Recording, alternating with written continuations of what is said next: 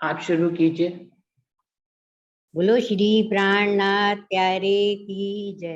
बोलो श्री सतगुरु महाराज की जय। बोलो श्री श्यामा महारानी आपकी सदा ही जय। करीब हक के वो ही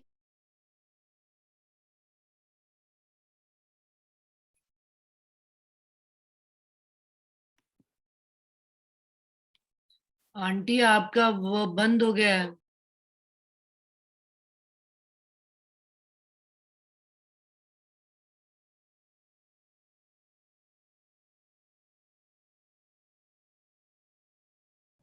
करीब हक के वो ही हुआ है, इस राह पे जिसने चल के दिखाया। हक दिल की न्याम पाई, खेल फना का जो छोड़ आया। दीन ले लो या लो दुनी को, ये फैसला अब करना तुम्हें है।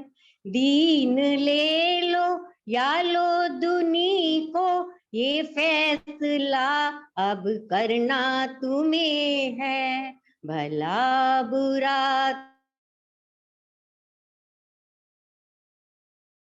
अब इतने अनजान तुम नहीं हो, भला बुरा तुम सब जानते हो। अब इतने अनजान तुम नहीं हो, करीब हक के वो ही हुआ है, इस राह पे जिसने चल के दिखाया। हक दिल की न्यामत उसी ने पाई, खेल फना का जो छोड़ आया। ये वाणी हमको राह बताती, पिया के दिल का भेद बताती। ये वाणी हमको राह दिखाती, पिया के दिल का भेद बताती। निस्बत अपनी इससे परख लो, इसमें है हक का फुरमान आया। निस्बत अपनी इससे परख लो, इसमें है हक का फुरमान आया। करीब हक के वो ही हुआ है, इस राह पे जिसने चल के दिखाया। हक दिल की न्यामत उसी ने पाई, खेल फना का जो छोड़ आया। जो रूह अरश की हो वो समझ ले, वचन पिया के सिर अपने ले ले। जो रूह अरश की हो वो समझ ले, वचन पिया के सिर अपने ले ले। जाग चलो ना देर करो तुम, अखंड सुख जो लेना पिया का। जाग चलो ना देर करो तुम, अखंड सुख जो लेना पिया का। करीब हक के वो ही हुआ है, इस राह पे जिसने चल के दिखाया। हक दिल की न्यामत उसी ने पाई, खेल फना का जो छोड़ आया। बोलो श्री प्राणनाथ प्यारे की जय। बोलो श्री सतगुरु महाराज की जय। बोलो श्री श्यामा महारानी आपकी सदा ही जय। प्रणाम जी। प्रणाम जी, प्रणाम जी, बहुत अच्छा गाया आंटी। धन्यवाद आंटी जी। दीदी आप शुरू करो। हाँ जी दीदी प्रणाम जी। प्रणाम जी, प्रणाम जी। महेश भाई जी क्या हाल चाल है?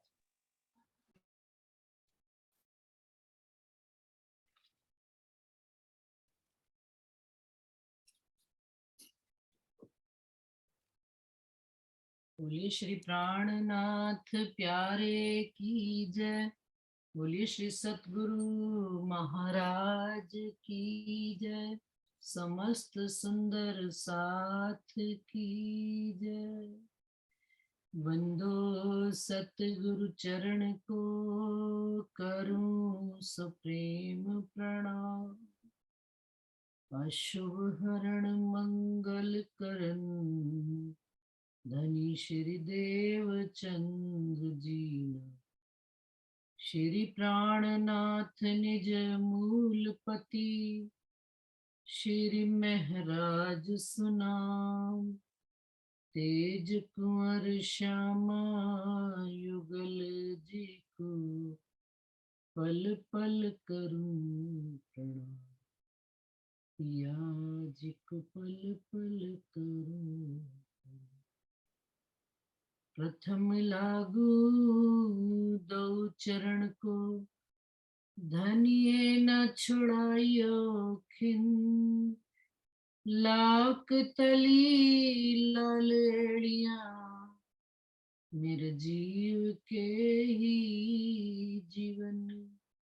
इन पांव तले पड़ी रहूं, धनी नजर खोलो बातून।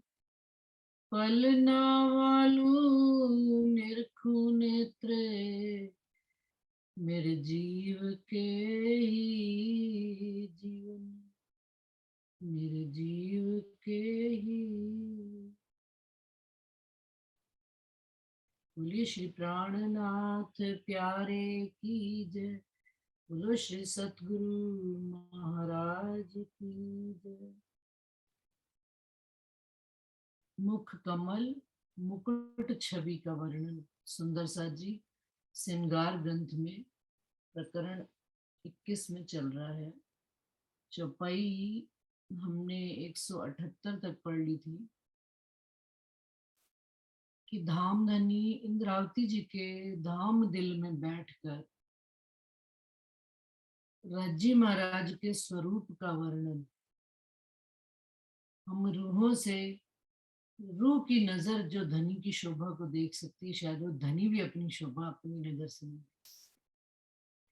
क्योंकि आशिक की नजर जो माशूक को जिस दृष्टि से देखती है, वो स्वयं भी वो नहीं स्वयं की स्वरूप को देख सकते।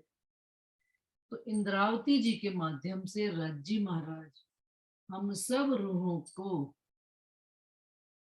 उनके स्वरूप की शोभा और श्रृंगार और मुखार बिंदु, मुख्य रूप से जो पूरे स्वरूप का प्रतीक मुखार बिंदु है, उसकी एक एक चीज का बड़ी बारीकी से वर्णन करते हुए इंद्रावती जी हमको बता रहे हैं कि कैसे केस लवनों से कान से होते हुए और काले और श्वेत और श्याम रंग की आपस में जंग कर रही है। नेत्रों की और भवों की जंग लड़ हो रही है। नाक उनका कैसे सिंघोड़ा की भांति शोभायमान है और नीचे क्या है, लाल रंग का खुश रंग बिंदा भी धनी के मुखार बिंद पर, जैसे गालों में हमारे यहाँ पर देखते हैं ना कि गालों में बच्चों के गड्ढे पड़ते हैं कभी किसके, तो धनी की मुस्कान ऐसी है, धनी के मुखार बिंद की मुस्कान कि धनी के मुख पर वो खुशरंग बिंदा गड्ढे की भांति से प्रतीत होता है। और शोभा का उनकी वर्णन करते करते इंद्रावती जी जब धनी के मस्तक पर विराजमान मुकुट की वर्णन करें, वो मुकुट कैसा है उन्होंने बताया है कि 5 रंग का हरे रंग की एक टोपी है जिसमें 4 डोरियां लगी हुई हैं जो बांधने के लिए मुकुट को, और उस हरे रंग की टोपी के ऊपर 10 रंग जवेरों के सारी 10 दिशाओं में वो टोपी भरी हुई है। तो 5 रंग तो ओरिजिनल रंग तो छिप सा गया, और वो जो रंग है, जो 10 रंग के जवेर हैं, उन रंगों की शोभा और ज्योत एक से एक दूसरे में जैसे जंग करती हुई प्रतीत हो रही, और वो रंग भी एक रंग में अनेक किरणें और किरणों में अनेक तरंगे उठ रही हैं, तो उसका भी मूल रंग जो है छिप सा गया, वो अनेक रंग अपने आप में लिए हुए। इंद्रावती जी इतना मुकुट कमल का वर्णन करते हुए कहाँ पर आकर रुक जाती हैं कि कहती हैं, 178 चौपाई पढ़ देती हूँ। जिन रूह का दिल जिन विध का, सोई विध तिन भासत। एक पलक में कई रंग रूह जुदे जुदे देखत। कि रूह जिस रंग में चल रही होती है, अनेक रंग रज्जी के बताए गए हैं। कभी वाहिदत में है रूह, कभी इश्क में है, कभी इलम में है, कभी निस्बत में खड़ी हुई है रूह, कभी नूर सागर में स्वयं को देखती है, कभी नीर सागर में। तो रूह का दिल जिस भांत का होता है, धनी वैसा ही स्वरूप लेकर, और वो मुकुट भी उसी भांत से रूह को दिखाई देता है। एक निश्चित शोभा इंद्रावती जी ने बताई जरूर है हमको, सुंदर साथ को, कि धनी ने मुकुट इस रंग का पहना और ऐसा ऐसा श्रृंगार है, परंतु उसी के ऊपर वो अपनी एक चौपाई में बात कह देती है कि रूह का दिल जिस रंग में भास रहा होता है, रूह के दिल में जो रंग शोभायमान होता है, रूह उसी रंग में धनी के स्वरूप को देखती है, उसी रंग में धनी के मुकुट को भी देखती है। और एक पलक में कई रंग रूह जुदे जुदे, और एक पल में वही जो मुकुट पहना हुआ धनी ने, रूह जो है उसको अनेक रंगों में देख लेती है। और अब मुकुट की क्या वर्णन कर रहे हैं, जहां से हमने पढ़ना था, ए मुकुट इन भांत का पल में करे कई रूप, जो रूह जैसा देखा चाहे सो तैसा ही देखे स्वरूप। और जो धनी का मुकुट है वो भी उसी प्रकार का है। कैसे कि जैसे ही रूह के दिल में कोई शोभा आती है कि धनी ने आज मुकुट की जगह पाग पहनी हुई है, तो वो मुकुट जो है पाग में परिवर्तित है। क्यों? ये मुकुट इन भात का पल में करे कई रूप। यदि धनी एक पल में अनेक रूपों में बदल सकती है, अनेक स्वरूपों में आ सकते हैं, तो धनी के जितने भी चेतनमयी आनंद सुख देने वाले अंगों पे धारण किए हुए चीजें हैं, वस्त्र हैं, आभूषण है, मुकुट है, वो सब जैसा रूप चाहती है राज्य का मस्तक पर, वैसा ही श्रृंगार मुकुट धारण कर लेता है। रूह के दिल में बात आई और वो मुकुट ने उस रूप में अपना आकार बदल लिया। जो रूह जैसा देखा चाहे सो तैसा ही देखे स्वरूप। जो रूह जिस भांति का, जिस तरीके का पाग के रूप में देखना चाहती है, कौन सी पाग देखते हैं ना हम, कोई राजस्थानी पाग, कोई गुजराती पाग, कोई कहाँ की विशेष तरह की पाग, कोई हिमाचल प्रदेश की टोपी, ये तो संसार में मैं आपको एक एग्जाम्पल बता रही हूँ। लेकिन यदि रूह ने यहीं से बैठे बैठे धनी के स्वरूप को, शोभा को, श्रृंगार को देखना, रूह के दिल में आ गया कि धनी आज आपने ऐसी वाली पाग पहनी है, तो वो पाग भी स्वयं रूह के मन चाहे स्वरूप धारण कर लेती है। मैं मुकुट कहूँ बुध माफक, ए तो अर्श जवेर के नंग, नए नए कई भांत के कई खिन में बदले रंग।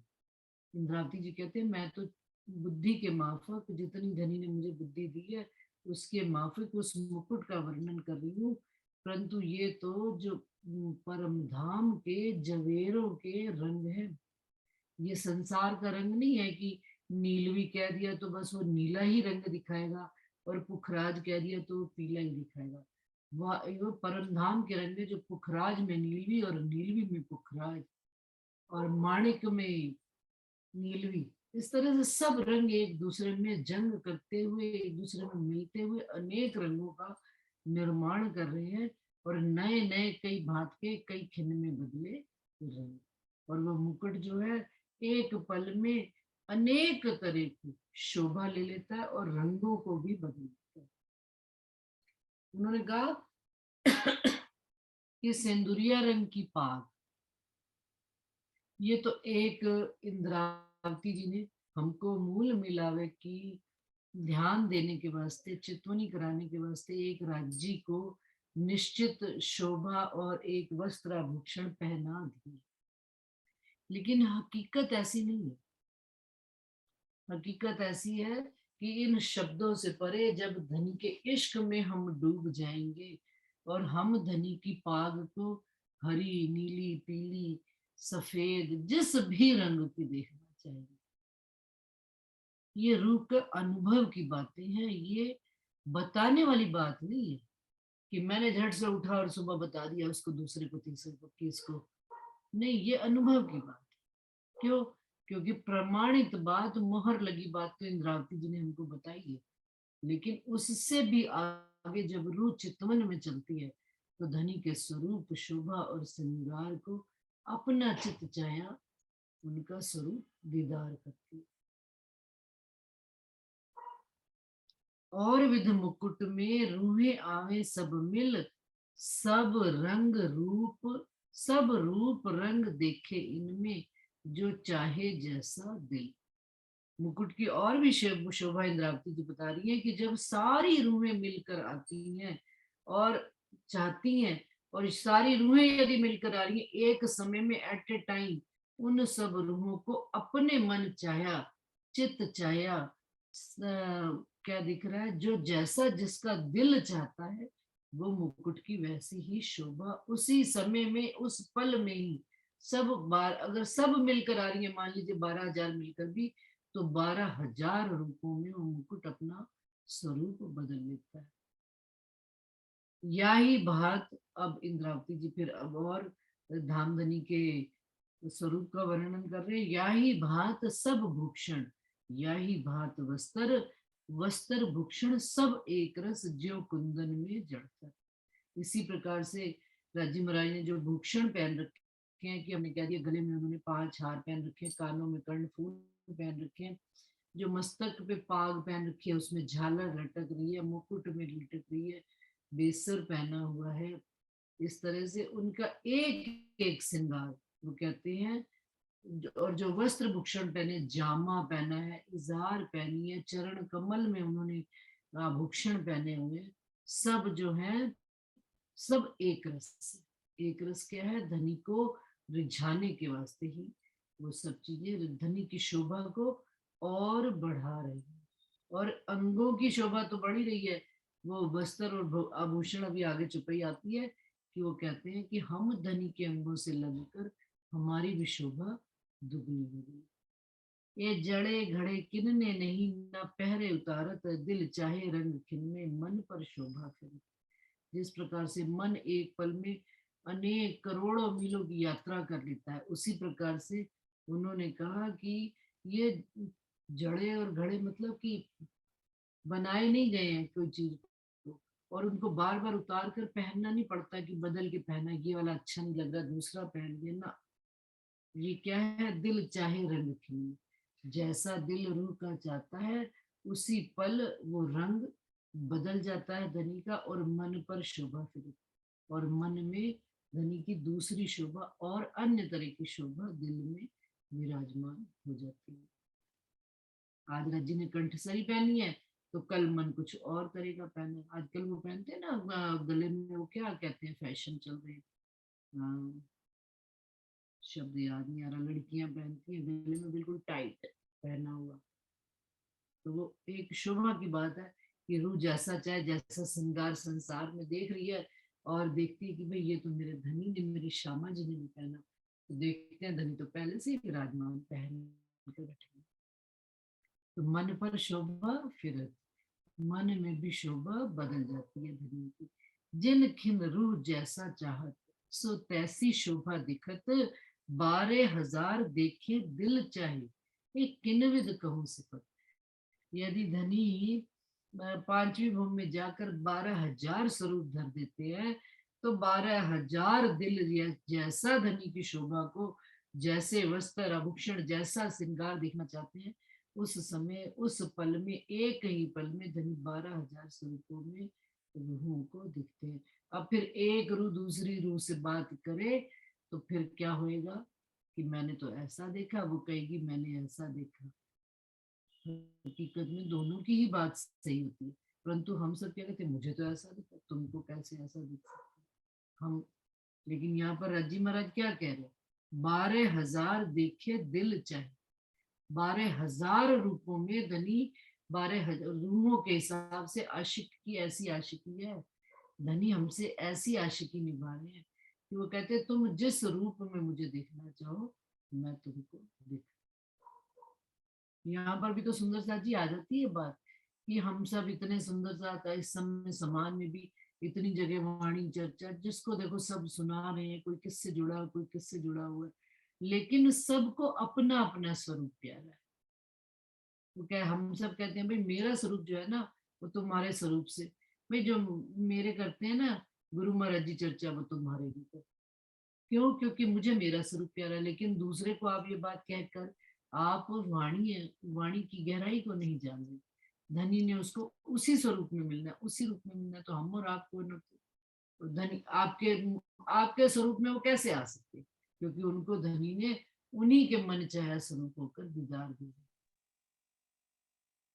मोती करण फूल कुंडल कहूँ केते नाम भूषण, पल में अनेक बदले सुंदर रूप कानन। अब कानों में जो धनी ने आभूषण पहन रखे हैं, करण फूल पहन रखे हैं, कुंडल पहन रखे हैं, वो भी पल में अनेक रूप बदल लेते हैं। कोई तो देख रही है पूर्ण कानों पे पहना हुआ कर्ण फूल पहना हुआ, कोई देख रही है कि कानों में कुंडल पहने हुए, कोई देख रही है बाले पहने हुए, किसी ने देखा कि फूल के आकार का धनी ने कानों में कोई आभूषण पहना हुआ है। तो कहते हैं कानों के भी आभूषण पल में बदल जाते हैं। जवेर कहे मैं अर्श के और जवेर तो जिमी से होत, सो हक बका के अंग को कैसी दिखावे जो। कहते हैं ये जवेर तो परम धाम के हैं। संसार के जेवर जो हैं हम किस लिए पहनते हैं? कि हमारे तन की शोभा बढ़े। होता ही है जब हम अभी साधारण रूप में बैठे होते हैं तो हम तो आपको ऐसा नहीं जानते थे, लेकिन यदि यही मैं सुंदर साथ को कहीं पर शादी ब्याह में या किसी फंक्शन पे मिल जाए, खूब जवेर ववेर पहने हो, एक दूसरे तैयार हो, तो अरे दीदी आप तो ऐसे नहीं थे, हम तो आपको देख के ही हैरान होंगे, आप इतने वो लगते हो। क्यों? क्योंकि ये जो ऊपरी शोभा है वो शरीर की शोभा को बढ़ाते हैं। ये जेवर जो है, ये आभूषण जो है, जो अच्छे वस्त्र भूषण है, लेकिन परम धाम के जो जवेर हैं वो तो धनी के अंगों से लगकर वो कहते हैं आज हमारी शोभा बढ़ गई कि धनी ने हमको धारण किया। सो हक बका के अंग को कैसी दिखावे जो। वो धनी के अंगों की शोभा को कैसे वर्णन कर सकते हैं कि भाई आज धनी के अंगों की शोभा हमसे बढ़ रही ना। वो कहते हैं हमारी जवेरों की शोभा धनी के अंगों को छूने से हमारी शोभा और बढ़ गई है। और नई पैदास अर्श में नहीं ना पुरानी कब हुए, या रसांग या जवेर जिन जानो अर्श में जो। और परम धाम में कोई भी चीज ऐसी नहीं है कि कोई पुरानी हो गई है तो बदल रहे हैं, नई चीज पैदा हो रही है, नई उत्पन्न हो रही है ना। जब वो खिन खिन में ही बदल रही है, हर पल में वो अपना श्रृंगार बदलती ही चली जा रही है चीज, क्योंकि एक रू आई वो ऐसा चाह रही है, आगे दूसरी रू आ रही है वो कुछ और श्रृंगार चाह रही है, तो वो पल में ऑटोमेटिकली श्रृंगार बदलता चला जा रहा है धनी का। तो नया पुराना तो वहां कुछ है ही नहीं। अर्श साहिबी गुजरक तिनको नाही पार, ये नूर के एक पल थे कई उपजे कोट संसार। कहते हैं राजी महाराज की साहिबी बड़ी बुजुर्ग है। बुजुर्ग का मतलब क्या? बड़ी महान है। जैसे एक राजा महाराजा होते हैं, यहाँ पर तो कहते हैं चक्रवर्ती राजा। चक्रवर्ती राजा क्या? कि जिसने संसार की जिमी का एक कोना नहीं छोड़ा है, सारे संसार पे वो जो श्रेष्ठ होता है वो राजा महाराजा कहलाता है।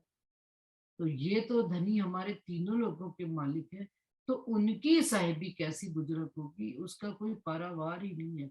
और उन ए नूर के एक पल थे और उनके सत्य स्वरूप से एक पलक में अक्षर ब्रह्म करोड़ों ब्रह्मांड बनाते, ऐसे ब्रह्मांड बना और मिटा देते। सो नूर नूर जमाल के नित आवे दीदार। वो अक्षर ब्रह्म धाम धनी को दीदार के वास्ते आते हैं चलकर। और तिन हक के वस्त्र भूषण ए मोमिन जन, उनको धनी की अक्षर ब्रह्म को धनी की इतनी बारीकी से शोभा का नहीं पता, एक एक अंग का एक एक वस्त्र भूषण का। वो मोमिन हम उन हक के वस्त्र भूषण और शोभा को जान रहे हैं, विचार कर रहे हैं, मंथन कर रहे हैं और अपने दिल में धारण कर रहे हैं।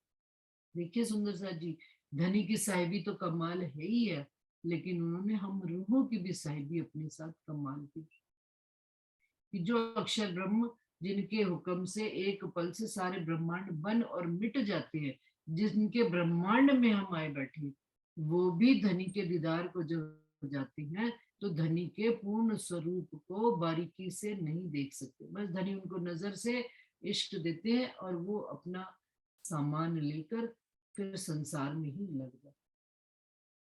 लेकिन हमको धनी ने एक एक चीज बारीकी से, मुखमंडल का भी यदि उन्होंने वर्णन किया है तो होठों का, ठुड्डी का, ये हरवटी का, गालों का, नेत्रों का, भवों का, नीलवट का, नासिका का, एक एक चीज का बारीकी से, इतनी बारीकी से कि हम मोमिनों के दिल में वो धनी की शोभा बिल्कुल गहराई से बैठ जाए।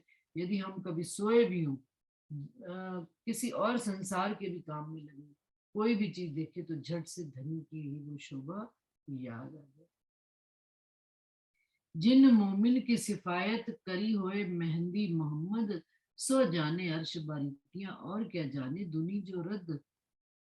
तो कहते हैं ये जो सारी परमधाम की शोभा और बारीकियां हैं, बारीक से बारीक बातें, ये वो मोमिन ही जानते हैं जिनकी मोहम्मद सब पहले से ही कुरान में सिफायत तारीफ कर गए कि वो मोमिन अल्लाह ताला के बंदे इस संसार में अल्लाह ताला के संग आएंगे। और क्या जाने दुनी जरूर, और दुनिया वाले ये बात न समझ सकते हैं, न जान सकते हैं, और ना ही धनी के इतने करीब आ सकते हैं, क्योंकि ये सारी जो लीला है सनमंद से है। संसार में जब किसी के साथ संबंध जुड़ जाता है तो उसके प्रति प्रेम, प्यार, दर्द, सब कुछ उसके प्रति भाव अवतरित होते हैं। संसार में देखिए आप, स्कूल में हम जाते हैं, बच्चों में कितना बच्चा होता है, 2000 5000, लेकिन उन 5000 की भी भीड़ में हमें सबसे प्यारा कौन लगता है? मेरा बच्चा।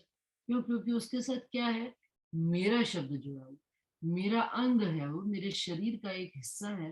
तो संसार में यदि हमें अपने अंगों के साथ इतना मोह है, तो धनी ने अपने अंगों का, हम धनी के अंग ही तो है सुंदर सा जी, तो उन्होंने हमारी सिफायत हमारे आने से पहले ही लिखवा दी संसार, और हमें ही अपनी सारी शोभा और श्रृंगार का बारीकी से खूबियां बता रहे हैं। पहनावा नूर जमाल का, वस्त्र या भूषण जो नूर का जहूर ए जानत अर्श मोमिन। ये बात भी, इस नूर का जहूर का क्या मतलब, इस नूर की भी बारीकी जो है, एक एक बारीक बात रज्जी महाराज के वस्त्रों और आभूषणों से लेकर उनके दिल तक की सब बातें कौन जानते हैं? हम अर्श के मोमिन ही, हम उस घर की रहने वाली ब्रह्म सृष्टियां ही जानते हैं। एक कबू न जाहिर दुनी में अर्श बका हक जात, सो इन जुबा इत क्या कहूँ जो इन स्वरूप को शोभा। आज दिन तक धामधनी की शोभा, रज्जी महाराज की शोभा इस संसार में नहीं आई थी। तो इस और अर्श बका हक जात, हक की जात यानी हम रूहों की भी खबर इस संसार में आई नहीं, तो धनी अपनी शोभा कैसे वर्णन करते, अपनी स्वरूप को कैसे इस संसार में बताते। अब जब उनके अंग आए और इस संसार में आकर भूल गए, उनको हम रूहों को याद दिलाने के लिए धनी के स्वरूप का भी वर्णन किया गया है। वस्त्र भूषण हक के एक कहनी में ना आवत, श्रृंगार करे दिल चाया जो सबों को भाव। मेरे धनी मेरे अनुकूल ही, मेरे स्वरूप, मेरे चाहे ही दिल चाहे ही श्रृंगार करते हैं। वो बैठे रहते हैं, रूह जैसा चाहेगी मुझे श्रृंगार कराएगी। देखिए सुंदर सा जी, बीतक साहब ने हम देखते हैं श्री जी साहिब जी पन्ना जी आने तक उनका श्रृंगार जो था, उदयपुर में उन्होंने श्रृंगार बदला, कहाँ कहाँ श्रृंगार बदला। उदयपुर में उन्होंने सबको कारी कामरी वाला जो प्रकरण उतरा है, सबको श्वेत वस्त्र धारण करा दिए, सबके रेशमी जवेर, रेशमी वस्त्र भूषण उतरवा के सूती वस्त्र धारण करा दिए, एक कंठ में माला, हाथ में वो कमंडल, और सब के दो सिर विर मुंडवा के सबकी एक चोटी पीछे से लटक रही। तो कहते हैं सब एक जैसे ही, मोमिन पीछे से देखो तो सब एक जैसे ही चल रहे। तो यहाँ पर उन्होंने गरीबी का वेश धारण किया था। और जब और आगे चलते हैं तो पन्ना जी तक, तो फिर बीच में जब उज्जैन में चले जाते हैं तो वहां पर फिर वस्त्रों कि भाई उनका श्रृंगार बदल जाता है, नया जोश नया शोभा श्रृंगार आ जाती है। और जब पन्ना जी में आते हैं धामधनी शिवजी साहिब जी, तो वहां पर ये शोभा कैसी, और ये रूहों के हिसाब से शोभा चल रही कि उदयपुर में जब ऐसा प्रसंग हो गया कि सुंदर साथ मोमिन ही मोमिन से एक दूसरे से टकराने लग पड़े कि भाई ये ऐसा है वो वैसा है, तो उन्होंने हमारा जहरी भेष की उतरवा के हमें रोए धोए राजी करा दिए सबको, मुंडन मुंडन करवा कर। और जब उज्जैन में नया मंडान होने लग पड़ा, नए सुंदर साथ आने लग पड़े, नया जोश उतरने लग पड़ा, तो फिर वापस से उन्होंने सब श्रृंगार धारण करना शुरू कर दिया। और फिर जब पन्ना जी में आए और छत्रसाल जी का संग हुआ, तो छत्रसाल जी ने शोभा कैसी पहनाई उनको। उन्होंने कहा हम संसार के राजा महाराजा, तो मेरे धामधनी अक्षरा थी, उन्होंने सारे वस्त्र आभूषण सारे अपना श्रृंगार सब धनी को सजाया। तो यही बात आ रही है ना कि श्रृंगार करे दिल चाया जो सबों को भावत, जो सब रूहों के दिल को भाता है वैसा ही श्रृंगार करके धनी रूहों के सामने आ जाते हैं। तो एक क्यों आवे बानी में कर देखो शहूर हक, ए अर्स तनो विचारिये तुम लीजो बुध माफक। ये संसार की बानी में शब्दों में नहीं आ सकती, इस बात को विचार करके देखना कि धनी की शोभा शब्दों में कैसे आ सकती, इसको तो अनुभव की ही बात है। और कहाँ से विचार करना, ए अर्श तनो विचारिये, अर्श के तन में अपनी पर आत्म में जाकर धनी के स्वरूप को शोभा को विचार करना है। तुम लीजो बुद्ध माफक, और तब तुम वहां की बुद्धि से निज बुद्धि से इस बात को हम सबको विचार करना है। तो अब चौपाई क्या आ रही है सुंदर सा जी, ध्यान, अर्श में भी रूहें लेता है। इट मीन्स ये जितनी चौपाइयां आ रही हैं ये संसार के लिए आ रही है कि अर्श में भी रूहें लेत हैं जैसी ख्वाहिश जिन, रूह जैसा देखा चाहे तिन तैसा होत दर्शन। यहाँ पर तो दर्शन हो ही रहे हैं, यहीं पर बैठे बैठे अर्श में भी रूह जिस प्रकार का धनी को श्रृंगार सजाना चाहे वैसा ही, जैसी उसकी ख्वाहिश दिल में इच्छा आती है धनी को, वो वैसा ही श्रृंगार सजा लेती है और उसी रूप में और उसी स्वरूप में देख लेती है। तिन रूह जैसा देखा चाहे तिन तैसा होत दर्शन, यहीं बैठे बैठे उस रूह को ऐसा ही दर्शन होता है, वैसा ही स्वरूप दिखता है जैसा रूह चाहती है। इसलिए आज के बाद कभी किसी से ये डिस्कशन में मत पड़ना कि नहीं मुझे लगता है कि संसार में जितनी लड़ाई और भेद, ये जो झगड़े हैं ना, ये सब इसी बात के कि जो मेरा जो मुझे प्यारा है वो तुमको भी प्यारा होना चाहिए, क्योंकि द्वैत की भूमि में बैठे। परंतु राजी महाराज क्या कह रहे हैं और वाणी क्या कह रही है कि जिन जैसा रूह चाहे देखा चाहे तिन तैसा हो दर्शन, मुझे मेरे धनी मेरे मन माफुक मेरी चाहत के हिसाब से स्वरूप बनकर आ रहे। जरूरी थोड़ा है कि दूसरे को वैसा ही दिखे, दूसरे के भी धनी वैसे ही स्वरूप में नहीं दिख सकते। क्यों? क्योंकि उसकी चाहत कुछ और है। जब हमको ये बात समझ में आ जाएगी कि धनी जिसको जैसा, भाई उसकी रूह की चाहत के हिसाब से ही उसको दे, तो संसार में झगड़े खत्म हो जाए। वस्त्र भूषण किन न किए है नूर हक अंग के, एक क्यों आवे इन कहनी में अंग साई के स्वभावे जे। वस्त्र भूषण किन ना किए, अब वो कह रहे हैं वस्त्र भूषण कोई पहनने और उतारने थोड़े हैं, ये तो राजी महाराज के अंगों की ही शोभा है। उनके ऊपर ही जैसे अंग में ही वस्त्र है और अंगों में ही बदल जाते हैं, तो इसलिए वो शब्दों में नहीं आ सकते। जैसे साईं के अंग को शोभा देते हैं वैसा ही उन्होंने वस्त्र पहना हुआ।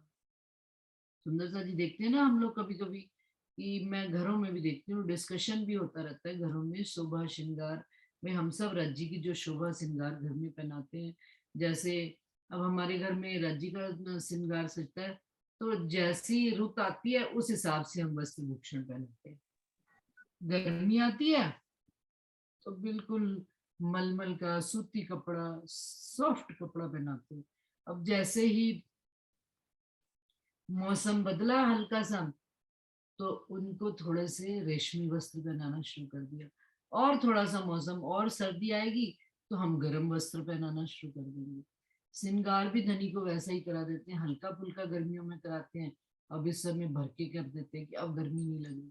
धनी को तो ना गर्मी लगे ना सर्दी लगे, लेकिन श्रृंगार। और अच्छा, एक हमारे ही घर में, मैं अपने ही घर का प्रसंग आपको सुनाती हूँ कि हमारे घर में भाई और भी सेवा तो सभी के घर में पधराई हुई, ऊपर नीचे चारों तरफ यहाँ पर। तो वहां पर क्या है कि मान लीजिए पंखा नहीं चल रहा होता या लाइट नहीं जल रही होती, तो मेरी आदत है मैं ऊपर गई तो पहले लाइट या पंखा, तो वो झट से कहते हैं मेरे को, क्यों क्या हो गया आपको अचानक? तो मैं कहती हूँ अरे अंधेरा हो रहा है। तो मुझे जवाब क्या मिलता है, कोई धनी के घर भी अंधेरा है या धनी के घर भी गर्मी है? वो वहां पर कैसे चलते हैं, वो साक्षात धनी को परम धाम वाला स्वरूप मानकर चलते हैं कि भाई वहां पर तो न धूप है, न गर्मी है, न सर्दी है, न ठंड है, न अंधेरा है, वहां तो प्रकाश ही प्रकाश है। उनके लिए कोई मौसम नहीं, कोई कुछ नहीं, वो राज्य को परम धाम वाला ही स्वरूप देखते हैं। तो अब हम बहसबाजी करें कि, और नीचे आते हैं तो कहते देखना जरा क्या नौटंकी चल रही है इनकी, ये हर समय भाई दिन में इतनी बार करती हैं, ये करते हैं वो करते हैं, लेकिन मैं और माता जी करते हैं। तो ये जो इस प्रसंग को सुनाने का कोई मतलब, मेरा कोई विरोधाभास बताने का मतलब नहीं है। मेरा बताने का सिर्फ इतना सा मतलब है, रूह जैसा देखा चाहे तिन तैसा होत दर्शन। उनको रज्जी महाराज वैसा ज्ञान देते, वैसी समझ उनको दिए, तो वो उस भांति से चलते हैं। हमको लगता है अष्ट प्रहर की सेवा पूजा बहुत इंपॉर्टेंट है, हम राज्य को रात्रि को भी शयन कराते हैं, मुकुट कमल जो सिर पर धारण किए होते हैं वो भी उतारते हैं, श्रृंगार भी उतारते हैं, फिर प्रातः काल उठकर उनको स्नान, पूरी मतलब एक प्रक्रिया से गुजरते हैं, और नहीं करने वाले नहीं भी करते। तो अब हम बहसबाजी करें और डिस्कशन करें तो, लेकिन उनको देखो तो उनकी बात भी सही लगती है और स्वयं का अपना दिल मानता है कि भाई हम धनी के करीब ही नहीं गए, सुबह से उठे तो सुबह इसी बहाने धनी के करीब ही चले जाते। तो कह रहे रूह जैसा देखा चाहे तिन तैसा होत दर्शन। वस्त्र भूषण किन्ना किए अंग, हाँ, अपार सूरत साहेब की, अपार साहेब के अंग, अपार वस्त्र भूषण जो रहत सदा अंगो संग।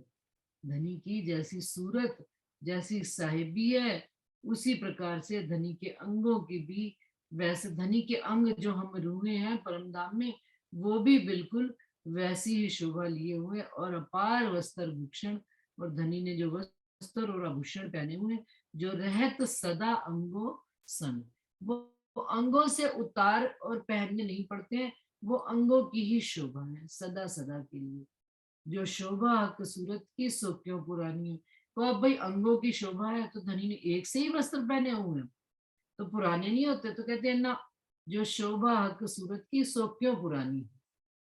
राज्य महाराज की सूरत जो है, वो जो शोभा है, वो कभी भी नई और पुरानी नहीं होती। नई पुरानी तित कहावत जित कहिए तज, जहाँ द्वैत होएगा वहीं पर तो कहलाया जाएगा कि भाई ये वस्त्र मैला हो गया तो नया वस्त्र पहना दिया, और नया वस्त्र पे दाग लग गया तो भाई अब फिर दूसरा वस्त्र पहना दिया। तो कहते हैं नहीं, ये द्वैत की सब लीला है। अद्वैत में तो राज्य महाराज के वस्त्र भूषण उनके अंगों की शोभा है, और रूह जैसा चाहती है धनी पल में ही श्रृंगार बदल भी लेते हैं। इत कबू ना होए पुराना, ना पैदा कबू नया, दीदार करे रूहे खिन में खिन खिन दिल